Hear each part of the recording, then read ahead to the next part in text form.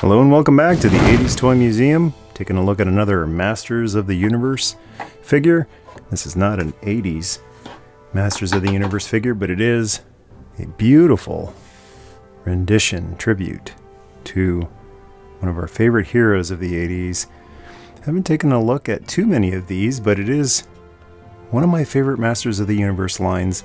It's Masters of the Universe Classics, the line that took over when the 2000X line, which you see up here, ended its run, kind of tanked. The show was great, comic was great, toys were pretty cool, but wasn't really a financial success.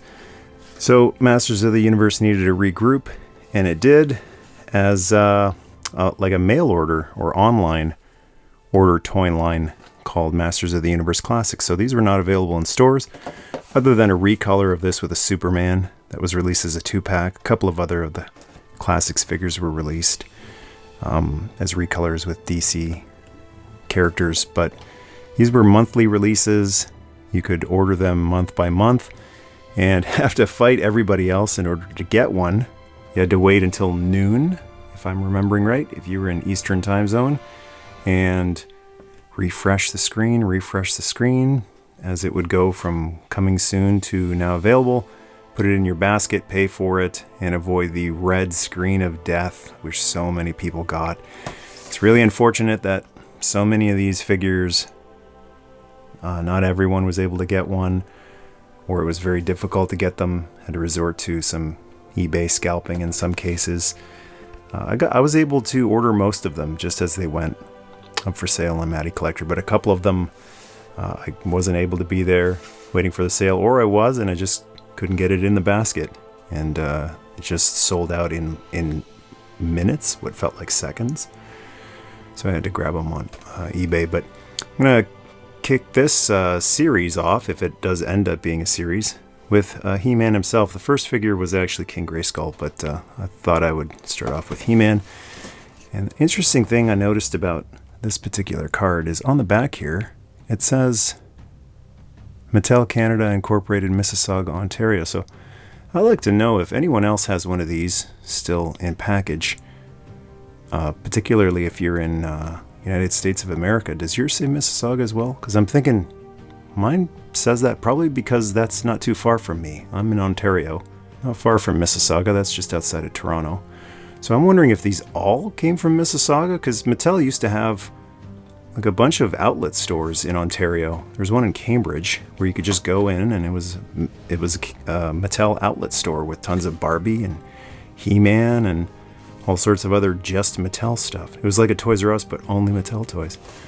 So I'm wondering if like these all came from Mississauga, or if just Canadian orders came from Mississauga. So you get a bio on the back.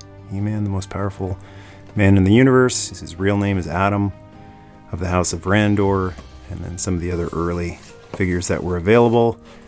And this particular one, there was a running change on him. The original version, which this is, had a little bit of like red coloration around his eyes. A little hard to see through the packaging. Pretty hard to make it show up on camera here. It's kind of getting blown out by the light, but it is a little bit of red. You can sort of see it there. A little bit of red puffiness. Looks great to me. Doesn't look bad at all. But compared to the one without the red wash on it, this one does look a little bit like he's been rubbing his eyes with his fists. And I do actually have a version that doesn't have the red wash. So this one right here, no red puffy eyes. And the one on the right is one of the originals. So it's very slight. Especially the older you get and the worse your eyes get, it's harder to tell. Up close, it's more noticeable, but with the right amount of light on it, it's washing the pink out around the eyes pretty well. Now you can sort of see his puffy eyes. This one hasn't had enough sleep. So the original one had this aesthetic that we all know and love. And then for 2000X, 2002 as it's known, they went for something a little more, well, whatever this looks like. This is sculpted by the Four Horsemen, and the Classics figure is also sculpted by the Four Horsemen. But they decided to go, instead of this, I'm not sure what you would call this look. I'm wanting to call it like a 90s look, or like a video game look. But they decided to do away with that particular look. And what I really like about the Classics figures is that even though this is what the figures looked like back in the 80s, this is what the art was like. On the back of the packaging, this is one of the commemorative figures.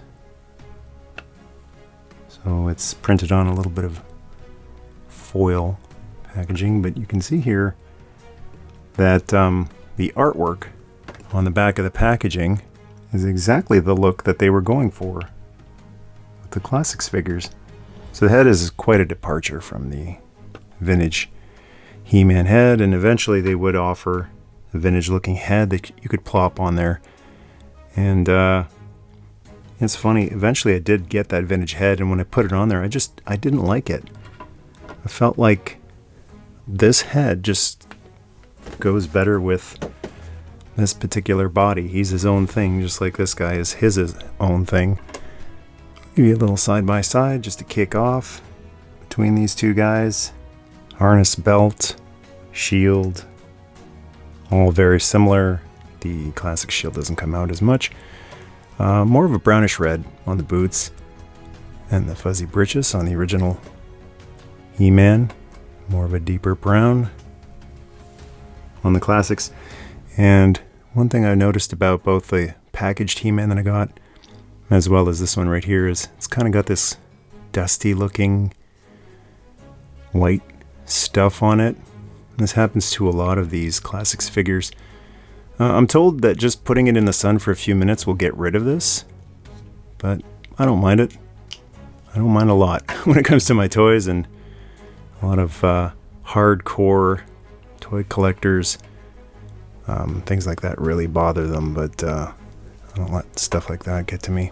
So like the original, he has a shield. He actually came with two different swords. So one of them was a full silver sword, it's exactly like that on both sides. A full gray sword and half a gray sword. Skeletor came with a full purple sword and half a purple sword.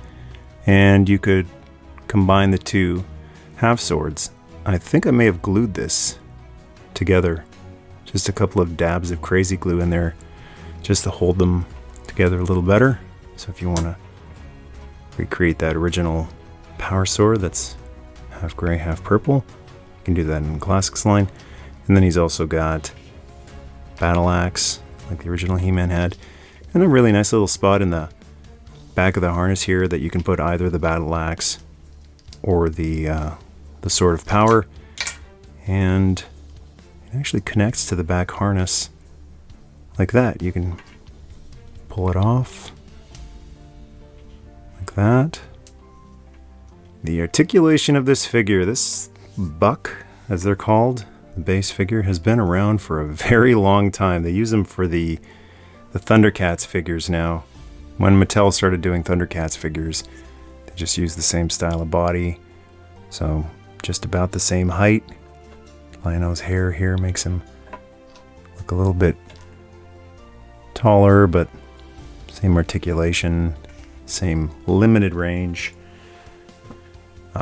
It's funny, as much as I really like this body, limitations and all, for Masters of the Universe figures, because it does harken back to these giant beefy 80s toys.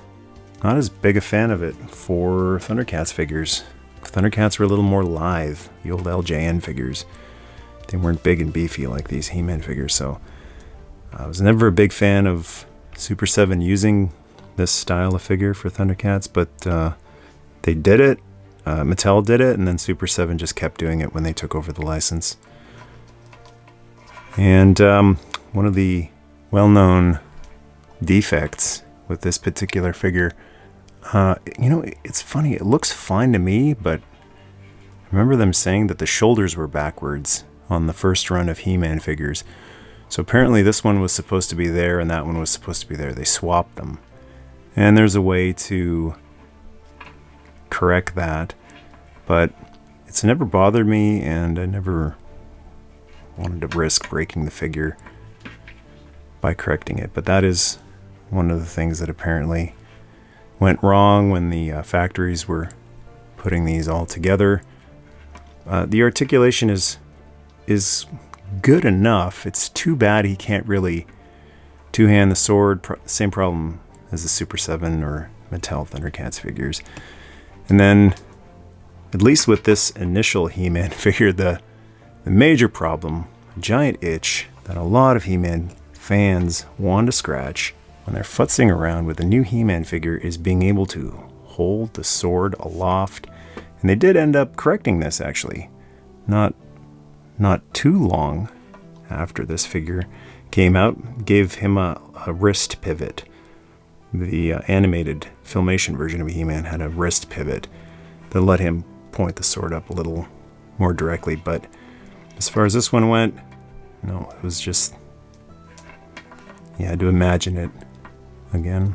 And speaking of which, here is that Filmation animated He-Man with that all-important wrist pivot.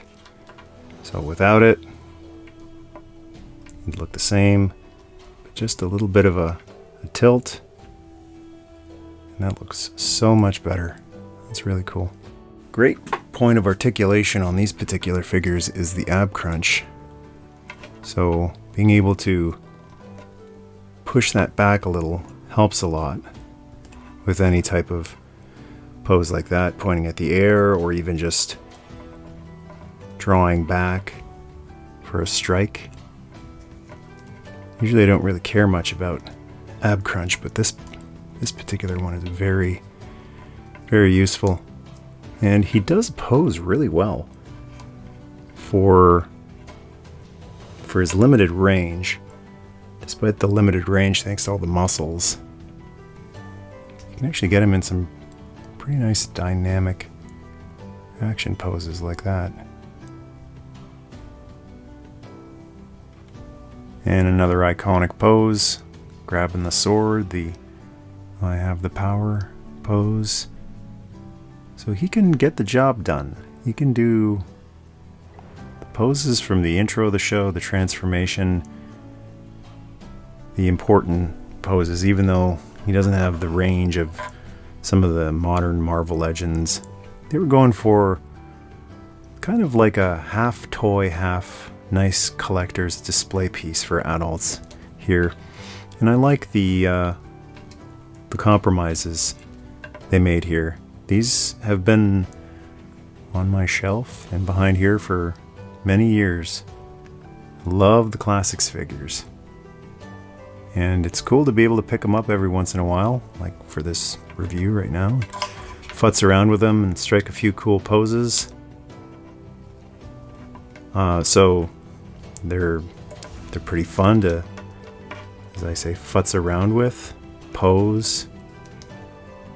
But if you want to just leave them on the shelf, I feel as though they're nice little sculptures. They look better as little sculpture pieces than even the original Masters of the Universe figures. These are all about the play, the smashing and the bashing, and they're 100% nostalgia. You know, if you didn't grow up on them, you might not really get it. And when I started building my collection initially, it was the original 80s Masters of the Universe figures that were some of the last that I recollected to have a shelf of them, because, you know, they look like that. They were super fun for a kid, but in terms of sitting on a shelf and looking like beautiful works of art, not so much compared to a lot of the other Vintage toys, Centurions. What else do we got over here? Visionaries, Silverhawks. I put the original Masters of the Universe figures in the same class as WWF LJNs. They look really fun and they remind of a very fun time, but in terms of looking amazing on a shelf, it's not really about the sculpt. It's about a time period they represent. So it's been a few years since these have come out. They've pretty much been replaced. Modern equivalent of them now is the Masterverse figures. And I've picked up a few of the Masterverse figures, and these classics are way better, in my opinion, than the Masterverse figures. I'm glad the Masterverse are around for the people who missed out on classics. But if I have to pick, it's going to be classics all day. I just like the look of them better, the feel of them too. They feel a lot more, even though they are fragile and they do break on you. And they have the infamous loose ankles. So many of them have loose ankles to make it hard for them to stand. But even despite all that, I feel like they feel a little sturdier, made out of better plastic than the gummy stuff that they're using on Masterverse, which is the same stuff that G.I. Joe Classified figures are made out of. It's gummy, and whenever I'm futzing around with it, I don't like the feel of when you move an arm, it feels like it's gonna like bend back, you know, like Mr. Elastic. These feel like old toys that I grew up on. These feel like old G.I. Joes or old Masters of the Universe. It's a harder plastic, and I feel like it just works better for an action figure when you're futzing around with it. It's been quite a few years since these figures were out, so I guess they're nearing vintage. They're like modern vintage. To me, they feel like they just came out a few years ago, but I mean, anything post the year 2000 to me still feels relatively new compared to the 20th century. But yeah, it's pretty wild how much time has passed since these came out, and how old these are now, and how much better they still are compared to stuff that's coming out right now. So it's not just the 80s stuff that's superior to modern stuff. It's even stuff that came out 20 years after the 80s stuff. So I guess that's one way of appreciating the stuff that everyone hates these days.